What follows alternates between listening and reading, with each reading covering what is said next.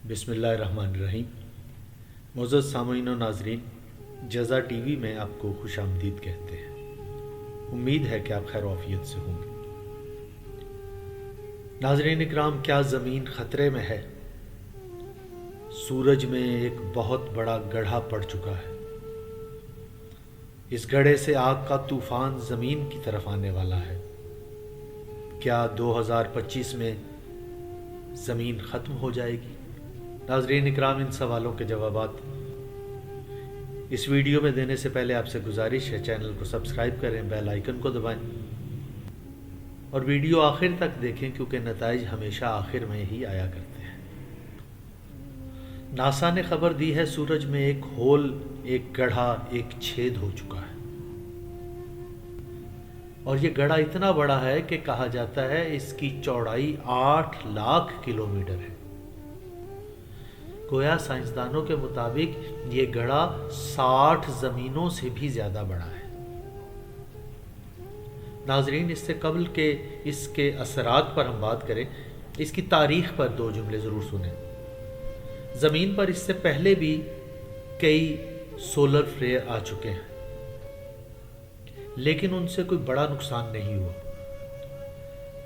NASA के मुताबिक आज तक किसी सोलर फ्लेयर के असरात इसलिए ज़्यादा तबाहकुन नहीं थे कि सूरज की मैग्नेटिक फील्ड ने उसे बचाया हुआ था, मगर माहिरीन का कहना है कि अब मैग्नेटिक फील्ड भी उतनी मजबूत नहीं है। नाज़रीन, अभी तक सबसे तबाहकुन सोलर फ्लेयर 1859 में आया था। क्योंकि जदीद आलात नहीं थे, इसलिए साइंसदानों को इल्म ही नहीं हो सका कि इसकी तबाही कितनी होगी या इसके असरात क्या होंगे या इससे पहले बचाव किस तरह मुमकिन है। जब ये स्टॉर्म आया तो सारे कनेक्शन खुद ब खुद काम करने लगे, यानी बंद होने के बावजूद भी चल रहे थे। सारा निज़ाम बर्क तबाह होकर रह गया था और इसके असरात अमवात और तबाहकुन बीमारियों की शक्ल में आज भी तारीख में महफूज है। ये जो गड्ढा 4 दिसंबर 2023 को ज़ाहिर हुआ, इस होल से सोलर विंड सीधी ज़मीन की तरफ आ रही है। गोया ज़मीन को जोग्राफियाई तूफ़ान जियोमैग्नेटिक स्टॉर्म का सामना है।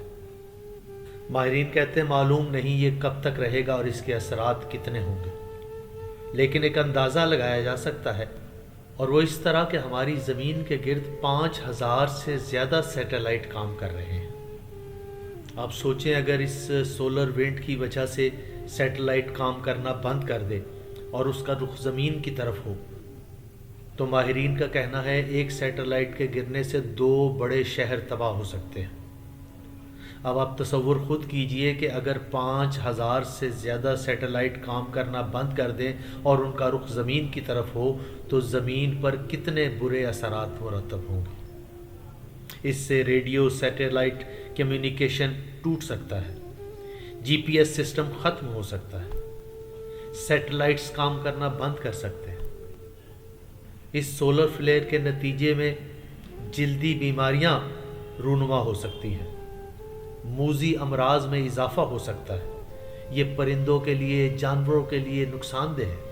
नाजरीन, ये वो बातें थी जो माहिरीन ने बताई, लेकिन इसलिए ना घबराएं कि अब मैं आपको एक खुशखबरी सुनाने जा रहा हूँ, और वो भी माहिरीन की बताई हुई। और माहिरीन ये कहते हैं, साइंसदानों ने ये कहा है कि ये जियोमैग्नेटिक स्टॉर्म इंसानों को नुकसान नहीं पहुँचाता।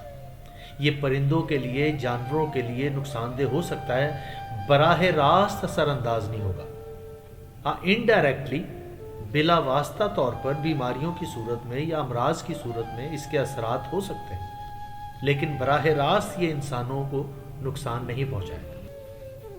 और दूसरी बात ये, साइंसदानों का ये कहना है कि ये जो सोलर विंड आ रही है, ये जो जियोमैग्नेटिक स्टॉर्म आ रहा है, हो सकता है ये अनकरीब रुख बदल ले।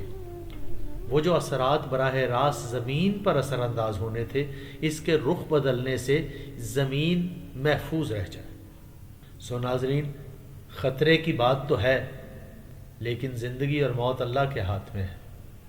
आप दुआ का सहारा कभी मत छोड़िएगा। नाजरीन, माहिरीन के मुताबिक سورج کا یہ ہول، یہ چھید، یہ گڑھا، اس سے برآمد ہونے والی سولر ونڈ انسانی زندگی کے لیے خطرناک نہیں ہے، لیکن 2024 اور 2025 دیگر وجوہات کی بنا پر انسانی زندگی کے لیے خطرناک ہو سکتے ہیں، اور یہ وجوہات میں انشاءاللہ کسی دوسری ویڈیو میں آپ کے گوش گزار کروں گا۔ ناظرین، اگر آپ سمجھتے ہیں کہ یہ جدید تحقیق دوسروں تک پہنچنی چاہیے تو ویڈیو شیئر ضرور کیجیے گا۔ اپنا بہت خیال رکھیے گا۔ خدا حافظ۔